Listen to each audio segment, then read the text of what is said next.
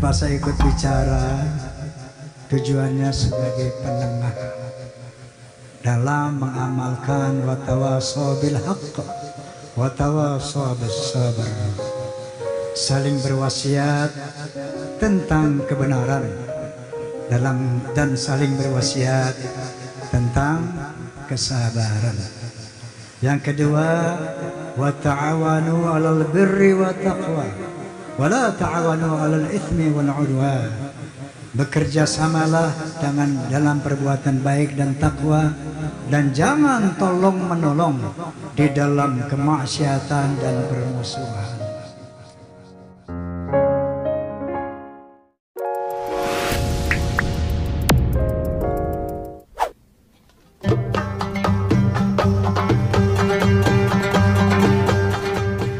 Sekarang ini sedang berlangsung perselisihan antara dua kubu Islam.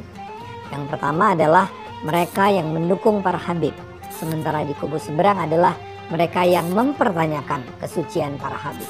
Pertarungan ini diwakili perselisihan antara Habib Bahar Smith dan Habib Rizik Syihab melawan Haji Rhoma Irama.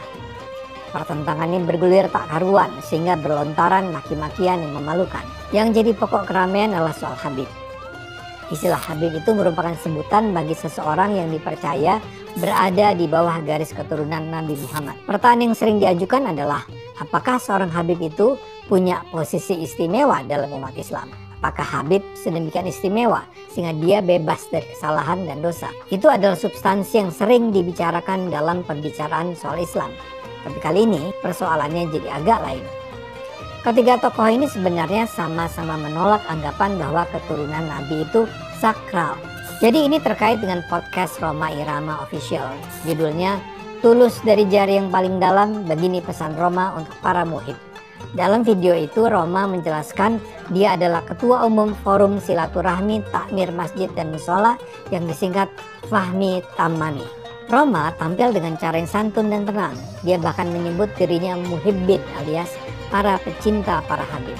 Dia mengaku bersahabat dengan Habib Rizik Syihab, Habib Ali Kuitang, dan banyak lainnya.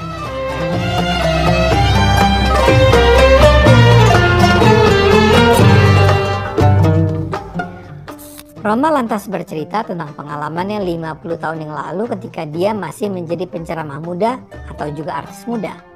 Suatu kali dia diundang sebagai penceramah di Masjid Ar-Rahmah, Tebet Timur. Ternyata penceramah pertamanya, seorang senior, bercerita tentang keistimewaan Habib dan keturunannya.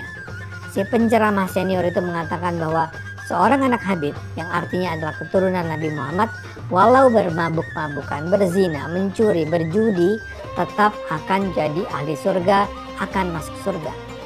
Jangan diomelin, biarin aja, dia itu ahli surga, kata si penceramah. Penjelasan itu ternyata sangat mengganggu Rhoma muda.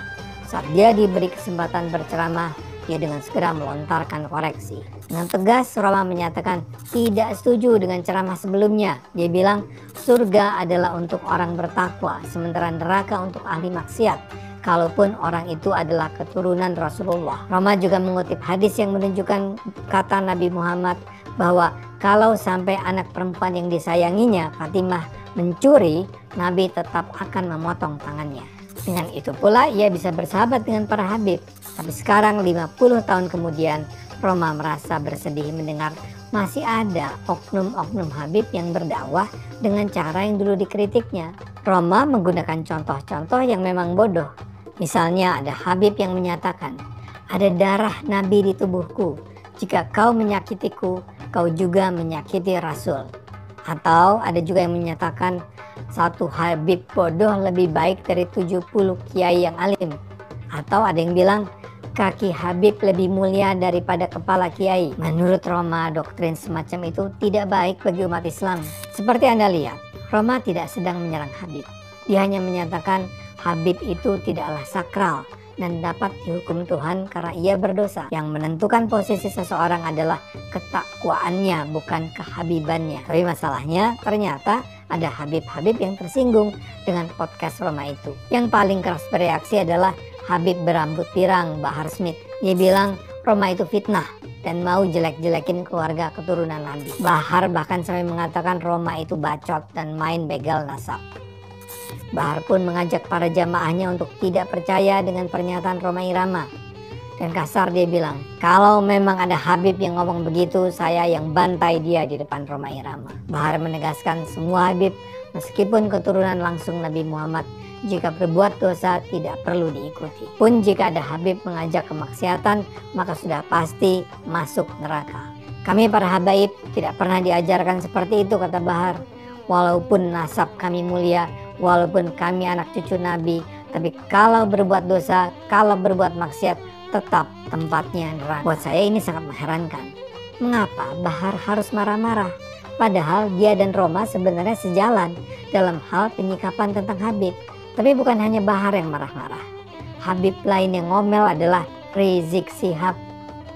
Dia memang tidak menyebut nama secara spesifik, tapi siapapun tahu pasti yang dia tuju adalah Rhoma Irama. Rizik bilang, ada seorang tokoh lanjut usia yang di podcastnya bicara seenaknya bahwa ada doktrin begini begitu tentang Habib.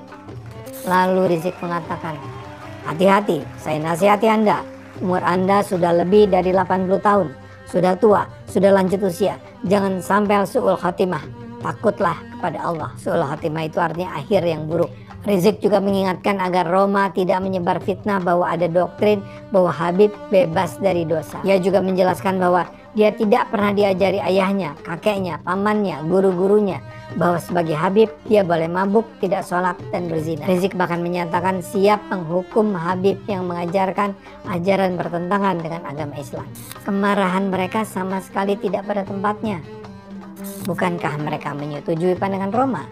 Mengapa mereka justru menuduh Rhoma menyebarkan fitnah? Bukankah mereka seharusnya bersekutu?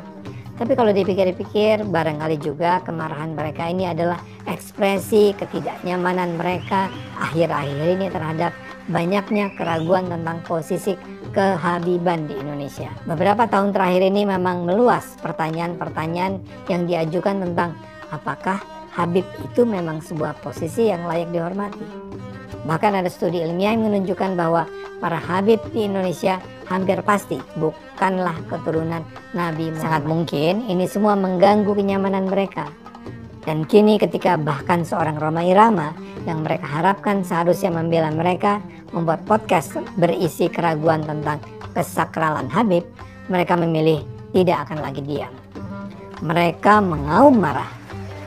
Tapi sayangnya kekalapan mereka justru semakin memperlihatkan kepada publik bahwa kalaulah mereka adalah keturunan Nabi Muhammad, itu sama sekali tak menjamin kualitas keislaman mereka.